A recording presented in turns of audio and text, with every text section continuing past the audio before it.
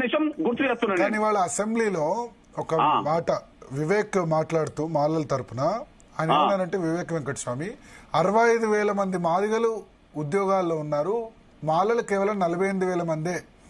తర్వాత ఉమ్మడి రాష్ట్రంలో అత్యంత లబ్ధి పొందింది సంక్షేమ పథకాల్లో మాదిగలే, కానీ అనవసరంగా దుష్ప్రచారం చేస్తున్నారని ఆయన అంటారు. అవును, మరి వర్గీకరణ ఎందుకు జరిగిందంట? మరి వర్గీకరణ ఎందుకు ఒప్పుకున్నాడట? బైకాట్ చేసి రావచ్చు కదా. హలో, మరి వర్గీకరణ ఎందుకు జరిగిందంట? వర్గీకరణ జరగడం ఇష్టం లేకపోతే ఎందుకు బైకాట్ చేసి రాలేదట? ఎందుకు ఆ వర్గీకరణ బిల్లుకు సపోర్ట్ చేశాడు? ఎందుకు వర్గీకరణ బిల్లుకు సపోర్ట్ చేశాడు అంటున్నా నేను.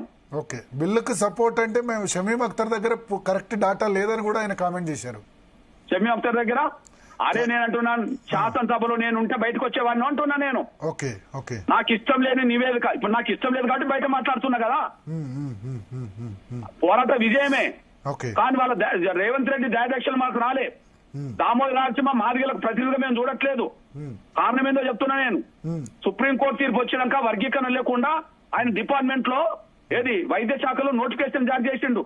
వర్గీకరణ లేకుండా వేలాది ఉద్యోగాలు భర్తీ చేసిండు. ఎందుకు చూడట్లేదు అంటే దామోదర రాయనరసింహన్ మీరు ఎందుకు చూడట్లేదు? ఆయన ఉప ముఖ్యమంత్రిగా ఆయన చెప్పానండి, ఆయన మాదిగా అని చెప్పి.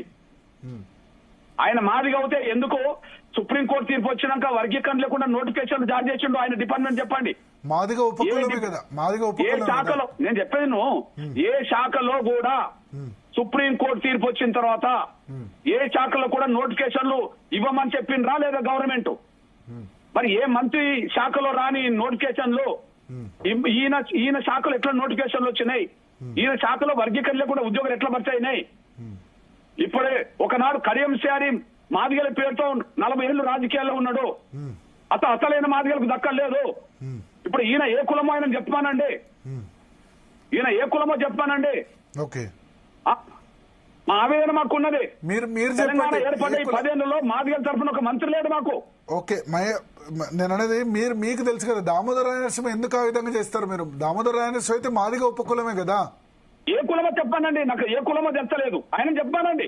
మీకు తెలియదా? మీకు తెలియకుండా నువ్వని చెప్పు, నీకు తెలిస్తే నువ్వని చెప్పు, ఆయన చెప్పానండి. నేను అదే నువ్వుకంటే కారణం మీకు ప్రతి మా ఎస్సీలో ప్రతి వర్గానికి సంబంధించి ప్రతి డీటెయిల్ తెలుసు కదా.